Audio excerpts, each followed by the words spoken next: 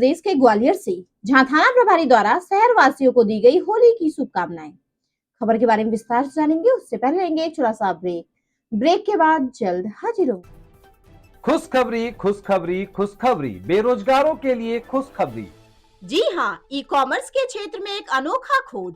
Fast store, घर बैठे phone घुमाकर लखपति करोड़पति बने। ना सुना ना सुनेंगे, सपना नहीं हकीकत है। घर बैठे कोई भी सामान बुक कर 1 घंटे में मंगवाएं। अनेकों पुरस्कार संग मासिक सैलरी पाएं। अधिक जानकारी के लिए www.faststoreincome.com पे आएं। ब्रेक के बाद आप सभी का स्वागत है। खबर मध्य प्रदेश के ग्वालियर से, जहां थाना प्रभारी झांसी रोड ग्वालियर द्वारा शहर वासियों को होली की शुभकामनाएं दी गई और माइक्रोबीट के बारे में भी जानकारी दी गई। देखें ग्वालियर से district incharge channel Sumit Sahu की रिपोर्ट। नमस्कार साथियों, आप देख रहे हैं फास्ट इंडिया और आज हम लोग आए झांसी रोड आए हैं और सर से बात करेंगे कि होली के लिए क्या रखा गया है, किस तरीके से आगे का सिस्टम चलेगा और होली में लोगों को क्या क्या सावधानी बरतनी चाहिए और क्या करना है। सर नमस्कार, थैंक यू। थाना झांसी रोड की तरफ से, थाना स्टाफ की तरफ से क्षेत्रवासियों को सभी को होली की बहुत बहुत शुभकामनाएं। आपके माध्यम से उनको होली की शुभकामनाएं व्यक्त कर रहे हैं। दूसरा, होली का रंग उल्लास का त्यौहार है, उसी साथ में हम देखते हैं कि कई छोटी मोटी घटनाएं भी होती है। कुछ हुड़दंगी के चक्कर में कुछ व्यवस्थाएं खराब लगती है, व्यवस्थाएं फैलती है। तो हमारे यहाँ पर जैसे हमने इसके लिए वर्क कार्यालय से और जैसे हर बार अपन देखते हैं, पहले अपन शांति समिति की मीटिंग भी करते हैं क्षेत्र में और होलियों की जानकारी भी लेते हैं, कहाँ कहाँ बड़ी होली जलती है, कहाँ छोटी होली रहती है। पूर्व में कभी होली के समय कोई विवाद की स्थितियाँ बनी तो उसका हम अपना रिकॉर्ड भी देखते हैं, वो भी हमने यहाँ से चेक किया है। जैसे कोई पुराने कोई छोटे विवाद की बड़ी विवाद की स्थिति नहीं है हमारे यहाँ पर क्षेत्र में। झांसी रोड क्षेत्र में जहाँ तक देखा पूरा अभी तक का जो मेरा अनुभव रहा 5-6 महीने का पूर्व रिकॉर्ड जो हमने देखे हैं होली के समय के, शांतिपूर्वक सौहार्दपूर्वक ही घटना है। सर अभी कोविड रेस्क्यू हुई थी, 2-3 दिन से रहा था, उसके बारे में क्या कहना चाहिए? हाँ, अभी 2-3 दिन से लगातार शांति समिति की बैठकें वार्ड वाइज हमने की हैं। उसके अलावा कल CSP विश्वविद्यालय हिना खान मैडम के नेतृत्व में झांसी रोड थाना, सिरोल थाना और विश्वविद्यालय थाना, तीनों थानों के फोर्स और थाना प्रभारियों के फोर्स के साथ में वाहनों के द्वारा हमने कॉम्बिंग पेट्रोलिंग एक करी थी, पूरी रोड पर फ्लैग मार्च किया था। इसमें तीनों थानों का जो सेंसिटिव जो पॉइंट होते हैं, हॉट स्पॉट होते हैं, उनको हमने चिन्हित करके एक अच्छा फ्लैग मार्च किया था और आज भी करेंगे उसको। होली है, होली रंगों का त्योहार है। ज्यादातर लोग रंगों से होली खेलते हैं, कुछ असामाजिक तत्व रहते हैं जो हर बार की तरह छोटा मोटा उद्यम करते हैं, तो उसके उन लोगों को आप क्या संदेश देना चाहेंगे हमारे चैनल के माध्यम से? आपके चैनल के माध्यम यही कह रहे हैं कि आप हर्बल और सूखी गुलाल की होली है वो खेलें, ठीक है। जनरली देखा जाता है पक्के कलर हुड़दंगी जिस हिसाब से करते हैं, नशाखोरी होती है, शराब पी के वाहन चलाते हैं, जिससे काफी एक्सीडेंट भी होते हैं, है ना। और एक अराजकता माहौल का स्थिति पैदा होती है। तो हम होली खेल रहे हैं अपने उल्लास के लिए, पर कोई के लिए किसी समस्या बन जाए, ये काम नहीं करना है अपने को कि हमारी उल्लास या हमारे मस्ती के चक्कर में कोई परेशान हो, ये काम बिल्कुल नहीं करना चाहिए अपने को।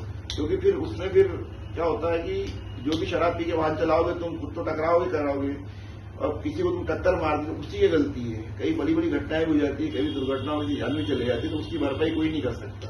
तो इसके लिए हमारे यहाँ पर फिक्स टिकट लगेंगे और पुलिस पूरी तरह से मुस्तैद है इसके लिए कि वाहनों में, सड़कों में शराब पी के वाहन न चलाए, हुड़दंगीबाजी नहीं हो। अगर इस तरह से होती है तो हम उसके लिए सख्त कार्रवाई करेंगे। ये थे झांसी रोड थाना प्रभारी मंगल सिंह टोकोला जी, और मैं चाहूंगा कि जो लोग होली अच्छे से मनाते वो अच्छे से मनाएं और जो लोग थोड़ा भी कुछ करना चाहें तो वो ना। धन्यवाद। सर अभी मध्य प्रदेश शासन द्वारा एक माइक्रोबीट भी चलाई गई अभियान, उस माइक्रोबीट के बारे में आप क्या कहना चाहेंगे, वो किस तरीके से काम करते हैं, एक बार जनता को आप अपने माध्यम से बताएं। एक पूर्व में चला था, ये अभी वर्तमान में DGP महोदय के द्वारा, पुलिस महानिदेशक महोदय के द्वारा मध्य प्रदेश में सभी जिलों में, सभी थाना क्षेत्रों में माइक्रोबीट प्रणाली को फिर से इसमें लागू करने का निर्णय लिया गया है। इसके स्तर पे श्रीमान पुलिस अधीक्षक महोदय ग्वालियर के और वरिष्ठ अधिकारी के नेतृत्व में हमारे यहाँ पर भी माइक्रोबीट का संचालन फ्लैग मार्च के माध्यम से अभी पिछले 3-4 दिन पहले किया गया था। इसमें मुख्य रूप से ये चीजें हैं कि जो माइक्रो बीट बनाई गई है, छोटे छोटे जो थाना क्षेत्र है उसको छोटे छोटे मोहल्लों में, कस्बों में और गांव में विभाजित किया गया है। सर पहले तो ये माइक्रोबीट होता क्या है, कुछ लोगों को ये माइक्रोबीट के बारे में ही नहीं पता। पहले क्या होता था, बीट क्षेत्र थाना क्षेत्र में 2 या 3 बड़े बड़े कस्बों, बड़े बड़े मोहल्लों को मिला करके 2 या 3 भागों में बांटा जाता है, वो बीट सिस्टम होता है। और माइक्रो बीट में क्या है, उन्हीं बीटों को सब बीटों में छोटे छोटे मोहल्लों में बांटा गया। जैसे एक मोहल्ले में और उनको उनके जो प्रभारी बनाए गए हैं उसमें ग्राउंड स्तर के अधिकारी बनाए गए हैं, जो है कांस्टेबल या हेड कांस्टेबल। उन बीट के जो माइक्रो बीट के अधिकारी होंगे वो कांस्टेबल होंगे, वो हेड कांस्टेबल होंगे, उन्हीं को बनाया। जैसे हमारे थाना क्षेत्र में कुल झांसी रोड में 38 माइक्रो बीट्स बनाई गई हैं और प्रत्येक गांव को चिन्हित किया गया है। शहरी क्षेत्र में प्रत्येक मोहल्ले को इसमें चिन्हित किया गया है और उस मोहल्ले का प्रभारी वो कांस्टेबल या हेड कांस्टेबल रहेगा। उस क्षेत्र में आने वाले जो भी गतिविधियां रहेगी उसकी जिम्मेदारी उसको घूमना, वहां के लोगों से संपर्क करना, वहां कोई अच्छी गतिविधि होती है तो उसके बारे में जानकारी इकट्ठी करना, ये सब का उस बीट अधिकारी का जिम्मेदारी तय की गई है। एक आरक्षक को भी उसके लिए जिम्मेदार अधिकारी के रूप में उसमें नियुक्त किया गया है और उनके दिन प्रतिदिन वो जाकर के अपने बीट में जाएंगे और अपनी कार्रवाई करेंगे। माइक्रोबीट से सर फायदा क्या होगा लोगों और सरकार को? सरकार को ये फायदा होगा कि हमारा जो जनरली बीट में कांस्टेबल की जिम्मेदारी उतनी नहीं रहती है। पूर्व भी मुझे ध्यान है जब हम चंबल में थे तो चंबल डीआईजी साहब अतुलकर साहब 2021 की बात बता रहा हूं मैं, तो उन्होंने इस सिस्टम को काफी अच्छे से लागू किया था। उसी पैटर्न पर मतलब उनका ये उनसे जो पूर्व में निर्देश का भी शासन के जो निर्देश है कि जो आरक्षक स्तर पे है वो जमीनी स्तर पे ज्यादा मतलब घुला मिला रहता है, तो उसकी हम मदद क्यों ना इसमें लें जानकारी इकट्ठी करने में और एक अच्छी शासन, अच्छी और सुरक्षित माहौल क्रिएट करने में। तो आरक्षक को भी जिम्मेदारी दी कि उसको एक पर्टिकुलर एरिया दे दिया गया, आप इसके प्रभारी हैं, उसमें जो पर्टिकुलर जानकारी बहुत अच्छी सिस्टम है। इसमें फॉर्म बने हुए हैं कि आप कौन से होटल आते हैं, कौन अच्छे बदमाश वहां रहता है, गणमान्य नागरिक कौन रहते हैं वहां पर, है ना। इसमें इवन यहाँ तक दे रखा है कि इसमें सीसी कैमरे जो लगे हुए हैं किसी हर घर में आजकल आप देखते हैं सीसी कैमरे व्यवस्था इस तरह पर लगे हुए हैं। तो कई बार हमारे को देखा है कि अपराधों को ट्रेस करने में सीसी कैमरा महत्व रहता है, लेकिन हमें जानकारी नहीं है उसकी कि हमारे क्षेत्र में कितनी जगह कहां पर है।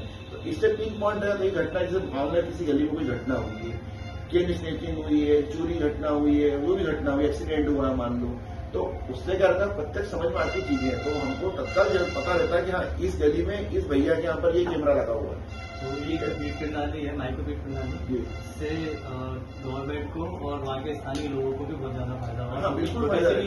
अगर उनको कोई समस्या आती है तो माइक्रोबीट का जो अधिकारी रहेगा वो उसके अंडर में रहेगा, वो आपको जल्दी से भी अवगत करा सकता है। हाँ बिल्कुल, वो जो भी मतलब एक मोहल्ले तक को ऑब्जर्व कर लेंगे हम फटाफट उसमें, है ना, और उसकी डे बाय डे की जानकारी उनसे हम जो माइक्रोबीट अधिकारी उनसे ले सकते हैं उसमें। इससे सबसे अच्छी चीज ये है कि कोई घटना हुई तो उसके बारे में जानकारी तत्काल मिल जाती है हमें और घटना की सत्यता की हम तस्दीक भी कर लेते हैं फटाफट उसमें कि क्या सही बात है क्या गलत बात है उसमें, तो इससे काफी प्रभाव पड़ेगा उसमें। मैं सुमित साहू और आपको बताना चाहूंगा माइक्रोबीट जो शासन प्रशासन द्वारा लागू हुई है, और मैं जनता से भी ये अपील करूंगा कि सरकार तो अपना काम कर ही रही है और बाकी के जो गणमान्य जो नागरिक हैं तो जिस एरिया में जिस क्षेत्र में रहते हैं वो भी सरकार की इस मुहिम को अच्छे तरीके से चलाने में बनाने में सहयोग करें। मैं सुमित साहू, 5 इंडिया से, धन्यवाद।